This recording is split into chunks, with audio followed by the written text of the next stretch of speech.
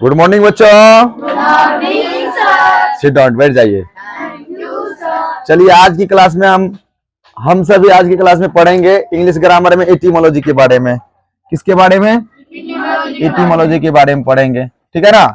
Etymology में देखिए कुछ दिया गया है। एटीमोलॉजी का डिफिनेशन है, डिफिनेशन यानी परिभाषा। एटीमोलॉजी किसको कहते हैं इसको जानेंगे।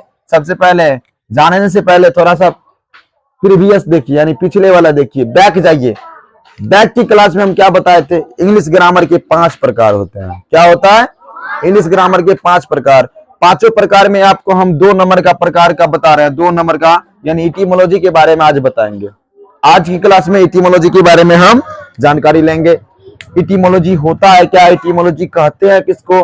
देखिए एटीमोलॉजी में क्या क्या होता है, आप जादू देखिए, इधर देखिए। एटीमोलॉजी मतलब होता है शब्द विचार। क्या होता है? एटीमोलॉजी मतलब शब्द विचार। शब्द विचार का था अंग्रेजी ग्रामर के जिस भाग में शब्दों के भेद, अवस्था एवं व्यवहार आदि का वर्णन हो उसे क्या कहते हैं? एटीमोलॉजी कहते हैं। एक बात जानकारी आप लोग दीजिएगा हमको, ऑर्थोग्राफी किसको कहते हैं बताइए तो आप लोग समझ गए। अंग्रेजी ग्रामर के जिस भाग में अक्षरों के भेद, यहाँ देखिए शब्दों के भेद है ना। अंग्रेजी ग्रामर के जिस भाग में अक्षरों के भेद, यहाँ शब्द के जगह अक्षर हो जाएगा, बाकी सब मैटर वही रहेगा। एटीमोलॉजी के जगह ऑर्थोग्राफी हो जाएगी, यानी वर्ण विचार हो जाएगा। समझ रहे बात को? समझिए, ज्यादा से ज्यादा प्रयास रखिए समझने का। समझ जाइएगा मेरी क्लास को। यदि आप लोग समझ जाते हैं तो लिखना कोई बड़ी बात नहीं है। आप लोग लिख भी नहीं सकते हैं, वैसे दिमाग में एडजस्ट कर लीजिएगा। बिना लिखे दिमाग में एडजस्ट कीजिएगा और हम बोल देंगे लिख के लाने के लिए, तो लिख के ला सकते हैं। समझिए क्या कहते हैं। ऑर्थोग्राफी में बात किए थे, ऑर्थोग्राफी का डिफिनेशन को देखे तो अंग्रेजी ग्रामर के जिस भाग में अक्षरों के भेद, अवस्था एवं व्यवहार आदि का वर्णन हो उसे क्या कहते हैं? ऑर्थोग्राफी कहते हैं। ऑर्थोग्राफी को पढ़ चुके थे, लेकिन यहाँ देखिए एटीमोलॉजी में शब्द विचार। यदि अक्षर हम जान गए, हिंदी में बात करते हैं, आप लोग हिंदी में बताइए। हिंदी में 52 अक्षर होता है ना। 52 अक्षर को जानते हैं। 52 अक्षर को जानने के बाद क्या करते हैं? डायरेक्ट वाक्य बना देते हैं। वाक्य नहीं बनाते हैं, क्या करते हैं? शब्द बनाते हैं। शब्द बनाने के बाद 2 अक्षर के शब्द बनाते हैं, 3 अक्षर के शब्द बनाते हैं, तब अक्षर मिलने के बाद, शब्द बनने के बाद तब वाक्य में प्रयोग करते हैं। उसी तरह भी है इंग्लिश ग्रामर में, है ना। इंग्लिश ग्रामर में सबसे पहले लेटर को जान गए।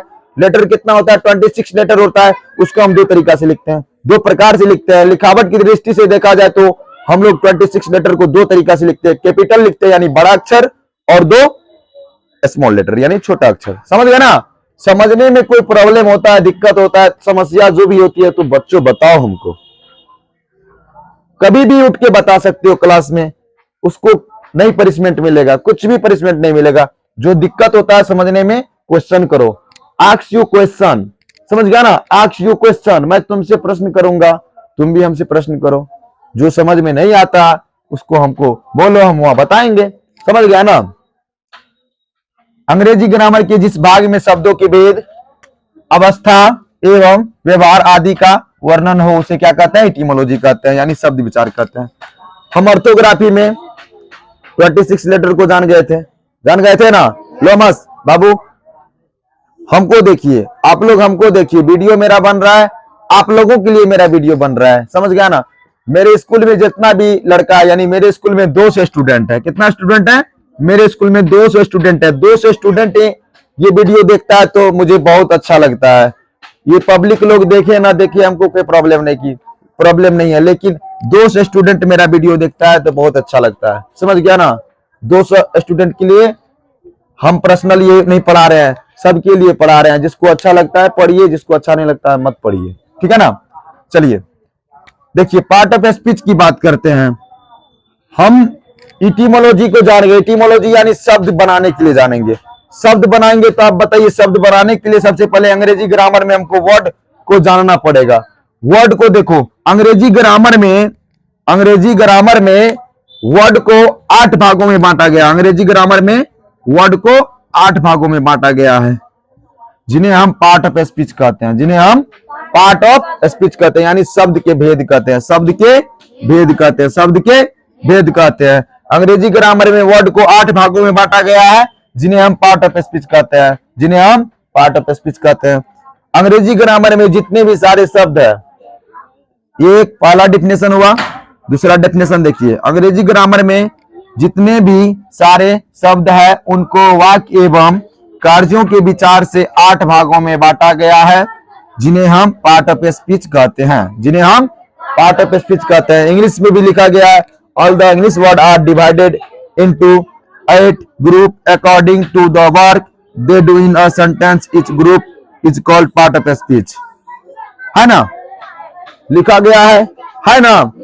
सबसे ज्यादा देखिए, लिखने से ज्यादा मेरी बातों को समझिए, हम क्या कहते हैं उस चीज को समझिएगा तो लिखना कोई जरूरी नहीं है। समझ जाइएगा, क्लास में ही समझ जाइएगा, जो भी चीज पढ़ाते हैं क्लास में यदि समझ जाते हैं तो उसको लिखना बहुत जरूरी बात नहीं है, लिखना बड़ी बात नहीं है। आपको यदि दिमाग में है तो आराम से लिख सकते हैं, उसको लिख सकते हैं ना, लिख सकते हैं ना, लिख सकते हैं ना। हाँ तो लिख सकते हैं, तो आप लोग अब बता दीजिएगा ना एटिमोलॉजी किसको कहता है। एटिमोलॉजी में हमको क्या पढ़ने के लिए मिलेगा, एटिमोलॉजी में क्या पढ़ने के लिए मिलेगा, पार्ट ऑफ स्पीच मिलेगा, यानी शब्द के भेद पढ़ने के लिए मिलेगा।